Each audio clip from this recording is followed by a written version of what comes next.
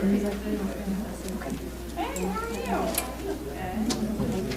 did you think of David and Heather Roberts' house? I don't think my phone will work in the building. They signed off on it today. Well, I couldn't tell you any details. I probably won't be able to pull it out.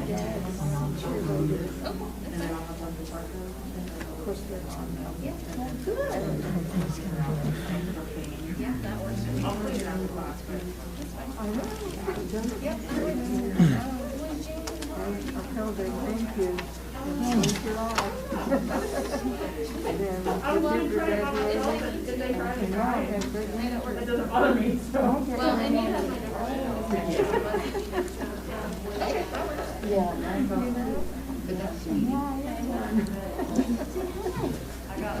That's what kind of baby?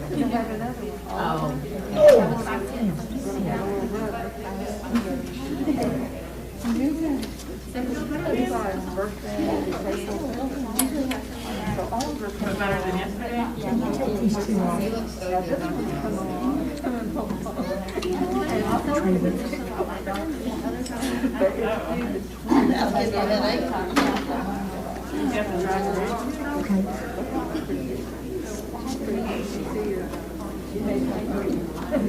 You are back so late.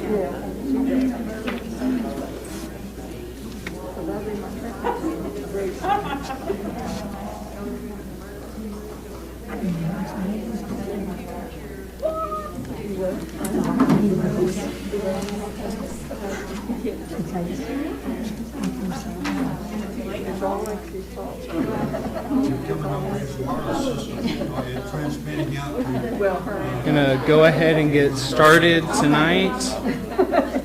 You don't have any handouts because they didn't really make sense for this lesson, I didn't think. We will have a bunch of slides though. Some of the stuff we have talked about, that we will talk about tonight, are things that we've already talked about, though it has been 3 Wednesdays since we last were able to meet together. We had 2 Wednesdays in a row because of weather that we couldn't meet. So some of this may be new to you, and that's all right. I want us to talk about apocalyptic literature, that is stuff like Revelation, though it's not just Revelation. There are many other places where apocalyptic literature takes place, especially in the Old Testament, but in the New Testament as well. And we'll see some of that. I was asked to make an announcement. If you want to go and ride the bus to Mary Ann Lane's funeral Friday, you can sign up in the office, and somebody will be there to drive a bus, take everybody down together. So if you would like to ride with a group, you can sign up in the office. That'll be Friday. Also, I believe this is in the bulletin. We were talking about it a little bit beforehand. March 17th is when the 5 o'clock Wednesday class will start. The 14th is daylight savings, so and it's spring break, and the 17th is St. Patrick's Day. So everything happens that week. But that will start on the 17th. March 18th, the Thursday class that David Roper has been teaching, when he moves to the Wednesday class, he won't be teaching that anymore. But I'm going to be teaching something through April. My understanding is that that's typically when that ends, as it goes through April. And then we'll pick up again in the fall, I believe. So I'll have a class there. Thursday class will continue through April. It'll just be different once we hit that time. Thing number 2, this summer for the summer series, and I don't know if you had one last year. I wasn't here for it if you did.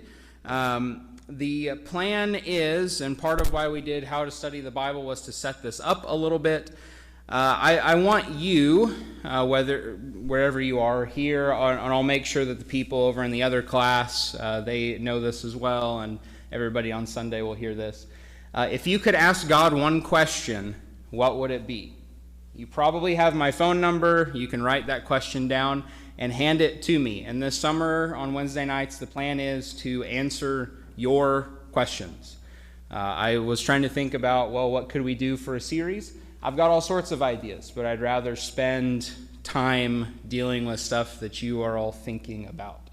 So whatever question that may be related to Bible, and it could cover a wide array of things. If you could ask God one question, any question, what would that be? And if you can get those to me just whenever you can, sooner the better, would be great. You can text it to me or hand that over to me on paper. All right. Last week, with all of the rough weather, I was sent an article, or I was sent a video about how somebody had suggested that all of the snow was a prophecy about end times and things to come. So I went and watched the video because it was a few minutes long. Entertaining if you don't think about how sad it is that is a truly believed thing, but it's not uncommon for stuff like that to happen. And a lot of the fault of that lies not on apocalyptic literature, but on those that don't know how to study apocalyptic literature. Everything that we talked about with how to study, when you get to the weird stuff in the Bible, it seems to be just thrown out, and then people wing it. And that's where you get all sorts of weird types of discussions and ideas. I want to spend just a little bit of time here showing that every president, and I'm going to go through the last four, the current president and the three prior to that, have all been tied in some way to Revelation. We'll start with current president. His slogan on the campaign trail, he said, text 30330 if you'd like to support the campaign. Well, if you take the year 2020 and divide it by the number of the beast, then that's, you get 3.0330, and then it keeps going. But you get that number. Therefore, right? Then we go back to previous president. Revelation 13, talking about, loud boasting. He'll be in office for this long amount of time. And somebody actually wrote, this was in a letter to the editor in an Alabama newspaper, that they thought he very well may be the Antichrist. And here's why, and that's the quote that he went to. But in addition to that, his son-in-law's father, who donated to the campaign trail, his building is located at 666 Fifth Avenue in New York. Not even trying to hide it. Okay, it's just right there in plain sight. Let's go back one president before that. Barack Hussein Obama, his name has 18 letters. And what's the only way that you can possibly add up to 18? 6 plus 6 plus 6, of course. And so there he is connected. But one more. George Walker Bush Jr. 666. There it is again. Anyway, and we could keep going. Either all of these are true, and it's some kind of commentary on politics. I don't know that this keeps popping up. I imagine whoever the next president is, we could also do this with them. In fact, thought maybe we'd try this out. All right, so my dad is the youngest of 6 kids. All right, so there's one. My last name, I don't need to tell you, has 6 letters in it. But then if you add my full name together, Jack David Dodgen's 15 letters, 1 plus 5. There it is. You can do this over and over and over again, and people do this over and over and over again. In fact, I didn't have a way to fit it on the slide, but with George W. Bush, they took his name and they ran it through, I believe they said a Pythagorean chart where you have a number associated with a letter. And if you do that, it adds up to 78. Then you break that down. 7 plus 8 is 15. And then 1 plus 5, 6. And then they said you could run it through a different chart, the Babylonian number chart, and you get 60 there. That one's a lot easier. 6 plus 0. There it is. again, I mean, there are multiple articles for all, not me, but there are multiple articles for everybody else about how they were related in some way, connected in some way to the Antichrist. So I want to spend some time in our last class here talking about apocalyptic literature. I'm going to focus in on Revelation a bit. I don't have plans to teach it anytime soon. Where I was prior to here, I was actually going to teach Revelation in the fall, but that didn't come to pass that way. I know they're working on Revelation through LTC. I don't want to hammer it too much, but I did think that it would be good for us to spend some time using this as the backdrop for apocalyptic literature.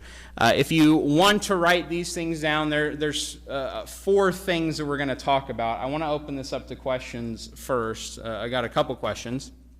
Number 1, what makes study of apocalyptic literature so difficult?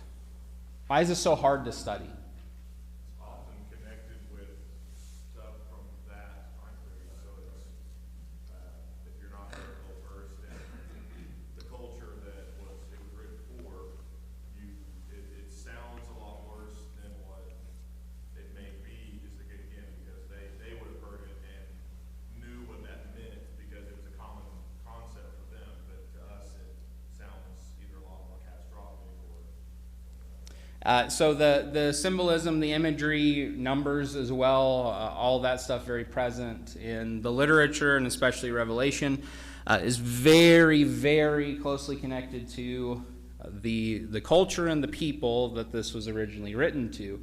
And it's very foreign to us. So we think about Old Testament study, and you have to think about all the differences between then and now. There might be a wider gap in stuff like this, because we're not used to this sort of imagery being, or this wording being commonplace. They were, because it shows up all over the place in the Old Testament. It even shows up a few other places in the New Testament. They were used to this language. So it wasn't some big shocking set of weird things like it is for us. We come to it and go, this sounds crazy and incredible, and what does it all mean, and who has any idea? They were very familiar with it. It would have made sense to them.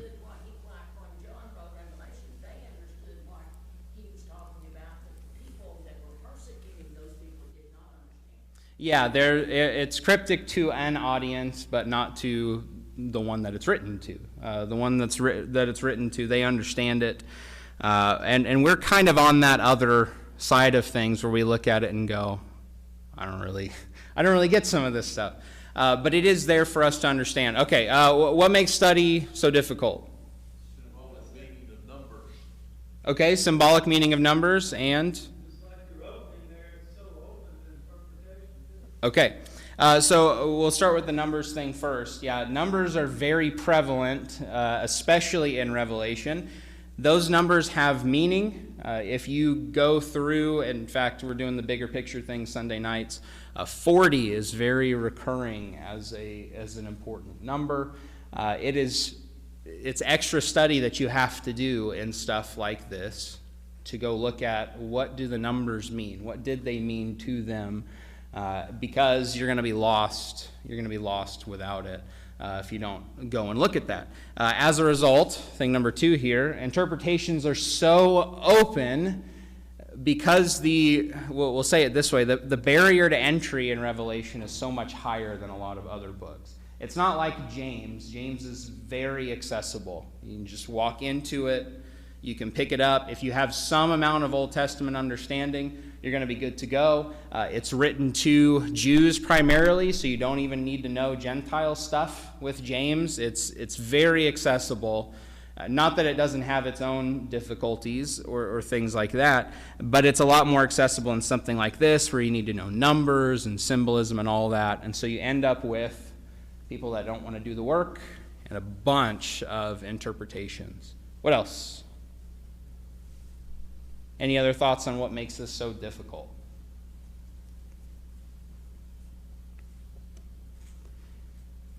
Okay, one thought alongside the open interpretations. There are a lot of doctrines that are taught that just find their base in a verse here or there in Revelation. But they've become very popular. Now, there's one in particular that I'm thinking of that became very popular. The Left Behind series of books came out of Revelation. That was the backdrop for it. And the rapture and all of that sort of stuff. Don't believe the rapture is a biblical concept, and more people are leaving the rapture as a biblical concept because they're not seeing it in Revelation either. But that was a very popular thing. It was taught as this is how it is.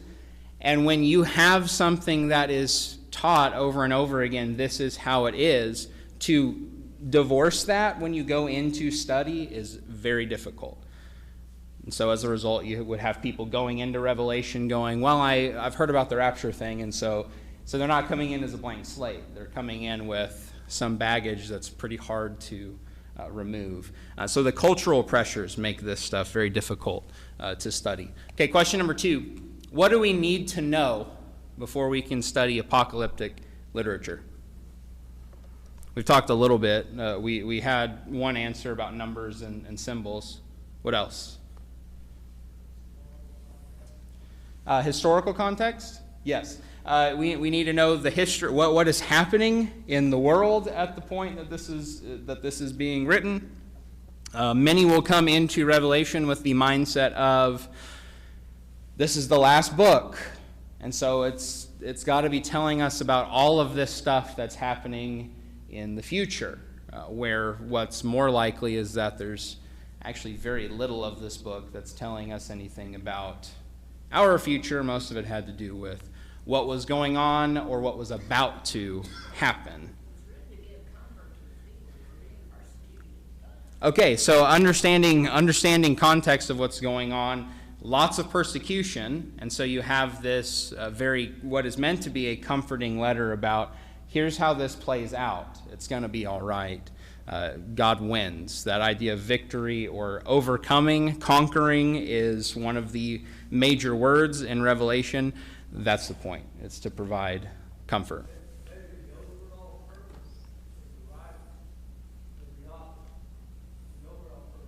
Oh yeah, understanding what John's purpose is in writing all of this. John does not give us what he does in his gospel, where he says, here's why I wrote this book. It's not written, it's not said expressly in Revelation in the same way, but, and I'm giving us a hint for something here later on in our lesson, John being the writer and us being familiar with him as a writer helps us to understand this book. So understanding the author and his previous writings is going to help inform some of this. Other thoughts? Like if you look at, kind of going the same thought, understanding the entire book also, or letter, whatever you're reading from. For example, Matthew 24, we have Jesus talking. We're going to get into Matthew 24 later too. We're going there. So I won't go into it, but if you read just that chapter, it's very, very different than if you read everything he'd been teaching up to that point just that day, and then you also understand everything leading up to that. It completely changes what you're trying to read by understanding it. Well, it should do with any study, but especially with that, it helps you understand the whole big picture. Yeah, understanding how Revelation fits together as one letter and how it fits together as part of the whole, be it New Testament or Genesis to Revelation. There's a reason.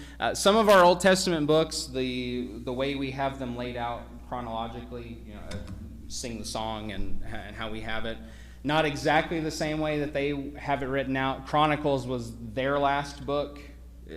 We have all the books they did, but chronologically they had it laid out a certain way. But Genesis is the first, Revelation is the last. It's always been that way, and that's significant. Knowing how those pieces fit together, the beginning and the end, matters. The whole thing is important to know for Revelation. This is true for every book, of knowing how the whole thing works together. There are references to Old Testament scriptures in the New Testament. There are things in the Old Testament you need to understand the law for if you're going to get what's happening.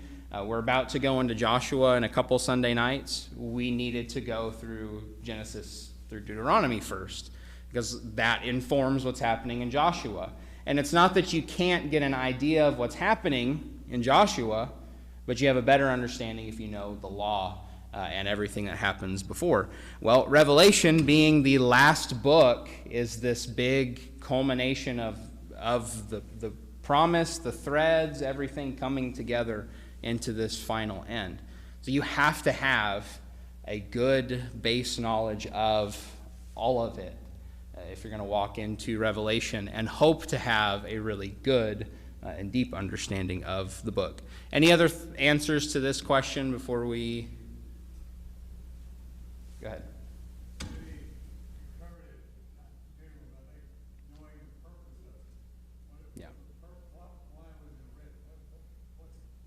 Yeah, why is this written? What's the point? And we'll talk a little bit about that more here when we get to our second point. We'll hit on that a little more. Okay, number one, when you're dealing with apocalyptic literature, not just Revelation, though that's what I'm using, when you're dealing with this stuff, use the simple to inform the complex. Don't go the other way around. This was referenced just a moment ago. If you want to turn over to Matthew 24, we're going to read several verses tonight and just kind of see how they fit in. Matthew 24 and verse 36, Jesus is answering two questions in Matthew 24. This is when he starts on question number 2. This goes all the way through Matthew 25.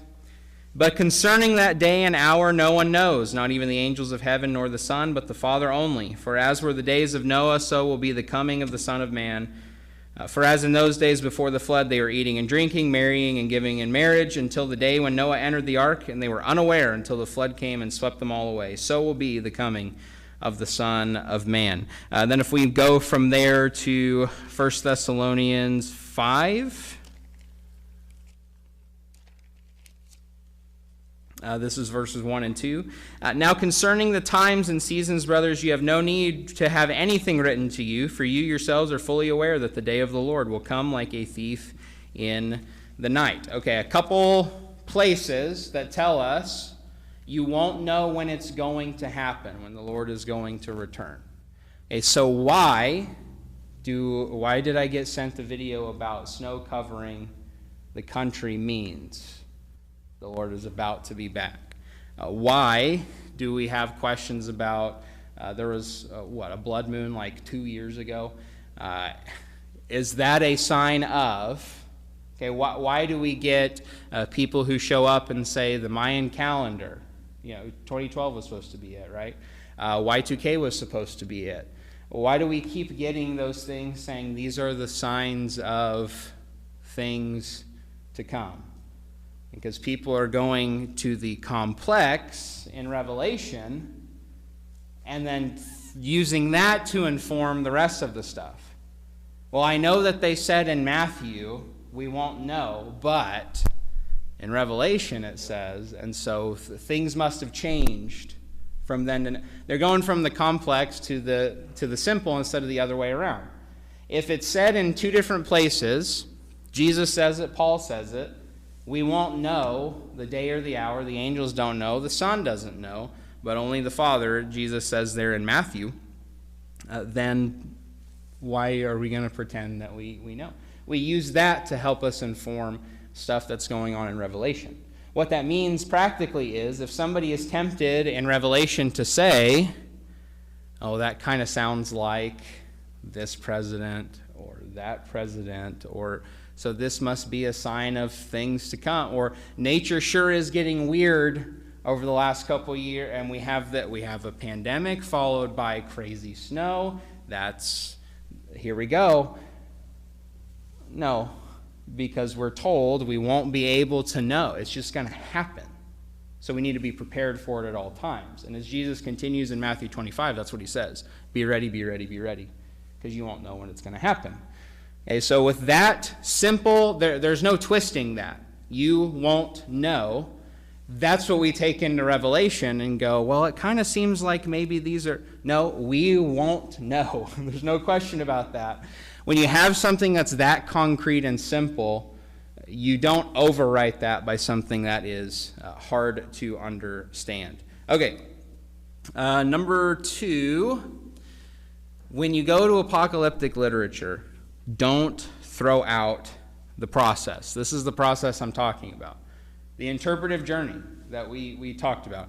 Reading sentences, reading paragraphs, paying attention to who it's written to and breaking verses down and all of that sort of stuff, paying attention to keywords and context and all of that. Don't throw that away because the text is weird now. Don't do that. Stay with the system. It's going to be a harder process, and so many go to Revelation and just, all right, what is this thing saying to me about my future? And they just toss out the method that they would use for every other book, but Revelation is its own exception. Revelation is different. It is a full book, and where we only have examples of, like Daniel is the next closest. We have several chapters of apocalyptic literature. Ezekiel and Isaiah have several chapters of apocalyptic literature. But it's not all that. Revelation is all that. And so it's a very weird book. But that doesn't mean we throw out these questions. We still start, what did this mean to them? And if people would not throw this out, this would kill so many of the things that come out of Revelation. Because it couldn't possibly mean that to them. So it can't mean that to us. That's got to go. If people wouldn't throw out the interpretive journey, they would start, what did this mean to the audience that it was written to first? Then we would get much better answers and things from Revelation. Requires a lot more work because of the symbols, because of the imagery, because of the numbers and things that are used. It's a much longer process. I don't recommend hopping into Revelation as, well, I'm going to try my hand at this deeper Bible study stuff. Don't go to Revelation first. Go to John, go to 1 John, go to James, go to those that are a little smaller, a little easier to take down. 1 Peter is a good book.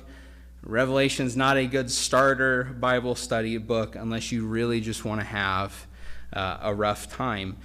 You have to have a lot of time and energy that you're willing to put forward, because you're going to have to do a lot of work to get it right. We didn't get to talk about this because we ran out of time 4 weeks ago. I don't remember when I did this particular lesson. I was talking about resources and things. I ran out of time to mention this there, but I want to say it here. This was something said to me at school. We grew up with technology, and I have a very handy software where I can do stuff in a matter of seconds that took ministers 40 years ago weeks to do, and they had to have books laid out everywhere. Now, I will say this, knowing that, we had an entire class for 9 weeks that made us do things that way. So at the very least, we have an appreciation for what we have now. But we had to learn how to research, the old-fashioned way, right? Actually reading physical books and marking places and photocopying stuff and all of that. And one of the things said in that class about resources was, commentaries are great, but go to commentaries last. Okay, so when I heard that first time, it blew my mind, because my process going into school was, I need to teach on a topic, let's do something like this, here are a couple of good commentaries I can trust, let's open it up, see what they have to say about those things. Now, commentaries are good in this way, they're best in this way. When you go through the study process yourself, If you go to a commentary last, and what they came up with as their conclusion, also hopefully having gone through this process, if it is so completely different than where you came to, the commentary is helpful in that you can look at it and go, either this person's way off, or I'm way off, or we're both way off. But it's a good kind of benchmark to help you figure out your way. If you go to a commentary right off the bat, what's going to happen is you're just going to trust that that person did all of the work correctly. Please do not forget that the person writing the commentary is not an inspired writer. They may have gotten it right, but they're not an inspired writer. Do the work, and then go to that. Use those things as a good check. There's a lot of good commentaries out there. Use them in a good way. This is especially true of Revelation, because there are a lot of different ways to interpret Revelation, because it's a difficult book to get a handle on. Don't run to the commentary and go, well, I'm coming out of it with this view. Do the work yourself. It's a lot more rewarding to get in there yourself and do the study and find these things on your own, and then checking with the commentary instead of going there first and just picking up whatever that person has written there. Please don't take that as this Jack hates commentaries. I don't. I have commentaries. I use them, but I use them last. They are good resources to have, but they're the last place that we go.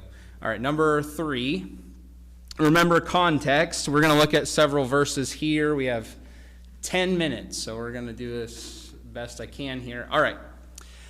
We start with Revelation. Okay, who wrote Revelation? John. Thankfully, John has written some other stuff. I'm very glad that Revelation is not just, that it's not some standalone book, that this is the only work of one author or something like that.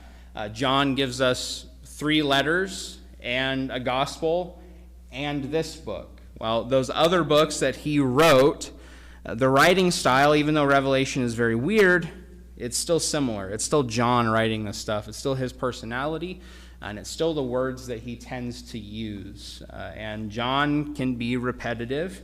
That's a good thing, because that helps simplify some stuff. All right.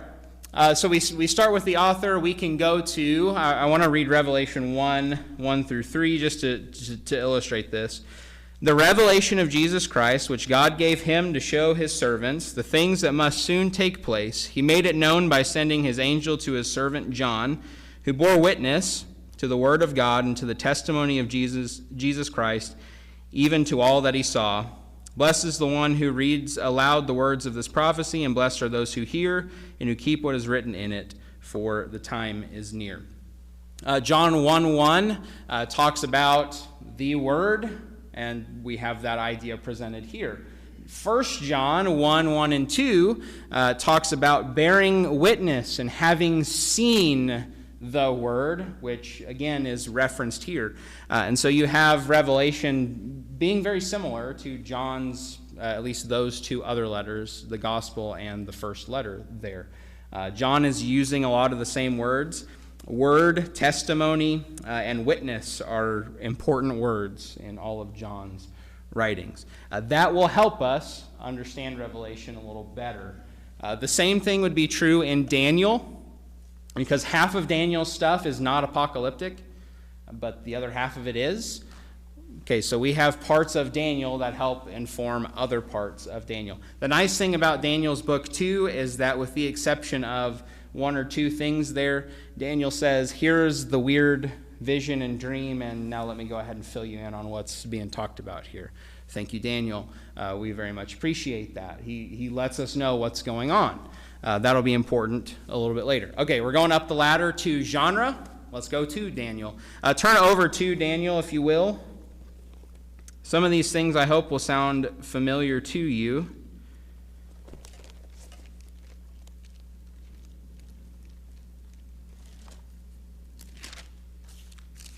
There we go. Okay. We'll do Daniel 10. We'll start in verse 2. I'll read just a bit there.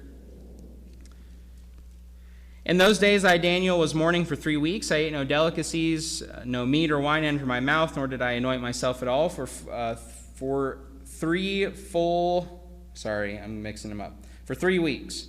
On the 24th day of the first month, as I was standing on the bank of the great river, that is the Tigris, I lifted up my eyes and looked, and behold, a man clothed in linen, with a belt of fine gold around his waist. His body was like beryl, his face like the appearance of lightning, his legs like flaming torches, his arms and legs like the gleam of burnished bronze, the sound of his words like the sound of a multitude.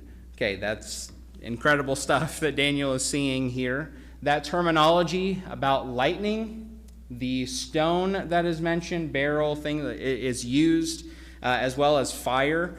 All of that is used to explain the appearance of somebody in Revelation as well. So we have one bit of apocalyptic literature in Daniel that's going to help us understand a little bit more of what's going on in Revelation. Okay, so having an understanding of Daniel and the genre here, apocalyptic, is going to help inform the other. Daniel 12, this one's interesting to me. This is verse 4 and verse 9. But you, O Daniel, shut up the words and seal the book until the time of the end. Many shall run to and fro, and knowledge shall increase. This is verse 9. He said, Go your way, Daniel, for the words are shut up and sealed until the time of the end. Okay, so in Revelation, the language is different. The writer of Revelation, John, is told not to seal up the words of this prophecy. Daniel's told to seal them up. Because the stuff that Daniel's talking about is later. I mean, Daniel goes far into the future with his stuff. We see the Babylonians and the Persians, and then we get into Greece. Greece happens between Old and New Testament, their rise to power and their fall. Daniel talks about Greece. We don't see that yet. And then he talks about Rome and the coming of the church, and that's even further than that. And so Daniel is told, seal this stuff up, that this is going to come to pass much later. John is told, don't seal this stuff up because these things are going to happen soon. And so there's an interesting idea here of, well, what does soon mean? Well, what did not soon mean in Daniel? There's actually, here's why this is important. There are actually those that, when they get to Revelation, will say, well, it's talking about this thing right here. And that time from when Revelation was written to that actually coming to pass would have been further away from Daniel and what he was talking about and it coming to pass. So that can't be. God doesn't do that. That doesn't make any sense. God's not going to confuse in that sort of way. So we can kind of get an idea of time frame in Revelation because of what happens in Daniel here. There's other places we could look at genre if we had more time. We don't. That was right on time. Incredible. All right, New Testament. Matthew 24, we referenced this. We read this already. I do want to go over to 2 Peter 3, though.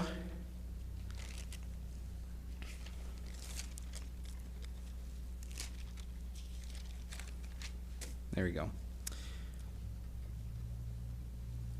2 Peter 3 and... Yeah, the whole chapter is good. Yeah, verse 3, and then we'll skip ahead. There it is, 13 as well. Knowing this, first of all, the scoffers will come in the last days, with scoffing, following their own sinful desires. They will say, where is the promises of his coming? Okay, so Peter starts out on this, the day of the Lord. When is it going to happen?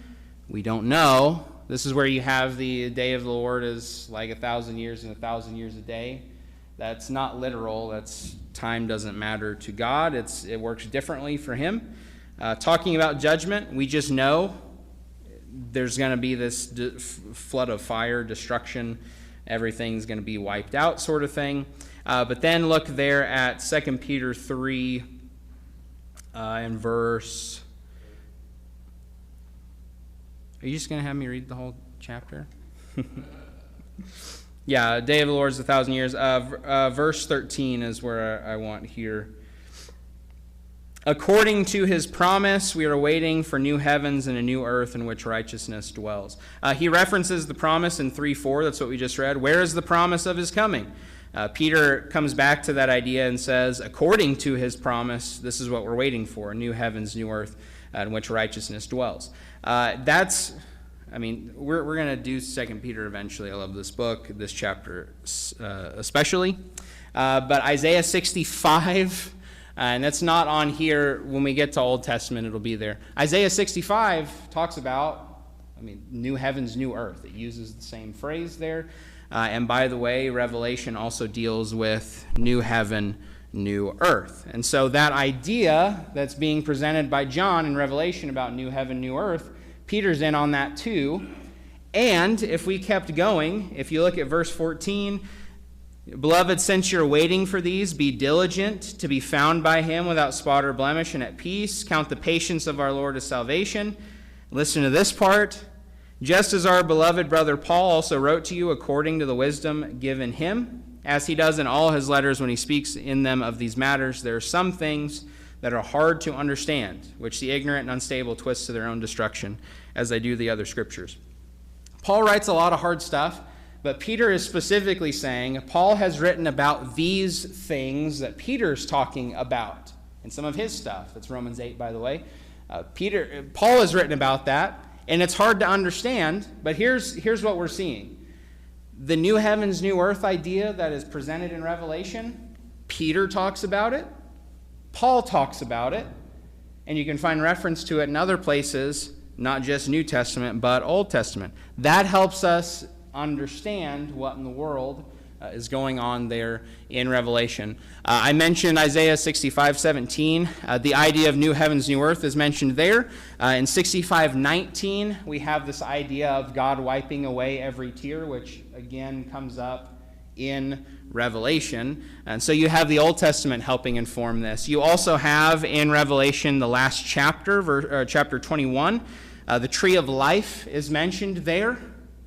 And that takes us all the way back to the beginning in Genesis 2 and verse 9. And so you have this incredible, the Bible begins with God and his people in paradise, tree of life is there, and the Bible ends with the same idea, God and his people, nothing separating them, the tree of life being present there. And so you have to have this understanding of the whole thing to understand what's going on in Revelation. Here's the point, though.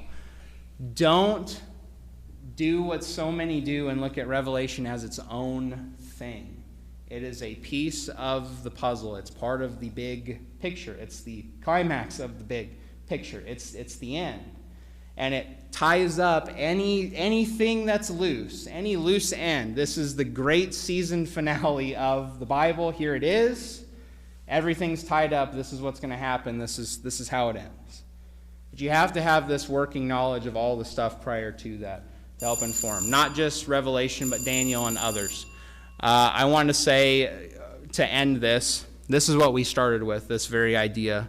When we began this, when we started talking about mistakes we make in Bible study, it takes time. You're going to spend your whole life, if you're studying the Bible correctly, you're going to spend your whole life studying it. And you're going to go through stuff you've already studied, but you're going to find more stuff as you get older, as you keep going back to it, as you learn more. You're going to see other things you missed before. Take it slow. Don't rush it. There is so much wonderful stuff to be found in here, but only if we take our time and work at it and make those things a part of a routine in our life.